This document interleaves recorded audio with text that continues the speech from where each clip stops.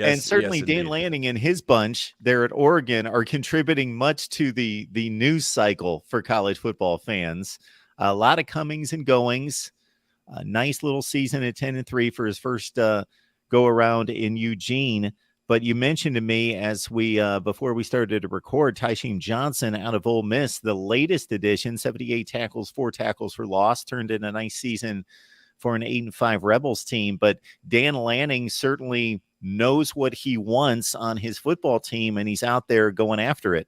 Yeah, I don't think there are a lot of programs in the country, Mark, or as Oregon is now referred to, thanks to Lanning, a program, because that's how he pronounces the word program. So it's a program in Eugene at this point in time that would be undergoing the borderline, I don't want to say catastrophic, but gargantuan level of change after what most would consider a successful season. I think that speaks to a couple things. Number one, the standard that has been set for the Ducks football program over the last 10 years or so, starting with Chip Kelly and Mike Bellotti before that, and their ascension kind of onto the national stage. I think it's pretty clear that Oregon fans are always wanting a little bit more. There's that one title in particular that they're chasing, and I think we all know what that is. And I think it's encouraging to see Dan Lanning in line with that vision, because most programs after a 10-win season would be saying, hey, this is good. Let's add a couple pieces. Let's do that.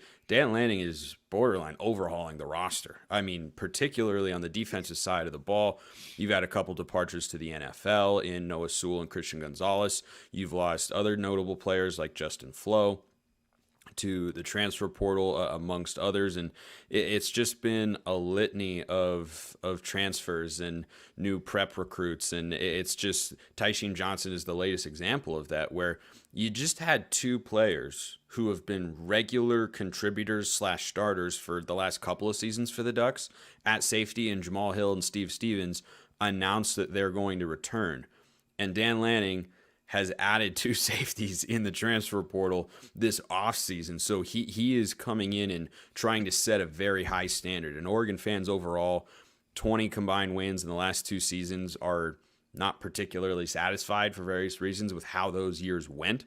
And I'm in that camp, by the way. And it's encouraging as a Duck fan to see Dan Lanning coming in and saying, look, we had a good season this year, did a lot of good things, but we're trying to get to a higher level. We're trying to be better. We're trying to improve and get into that upper echelon of programs in the country. And I think that's the clear message that he's sending with all this roster turnover. There's something like 38 new players coming in. That's the sort of turnover you see at Arizona State, rebuild. Colorado, rebuild. USC this last offseason, rebuild. But Oregon is not a rebuild. They're trying to elevate themselves, and Lanning is sending a very clear message that he's trying to do that, and he's trying to do it on the defensive side of the ball.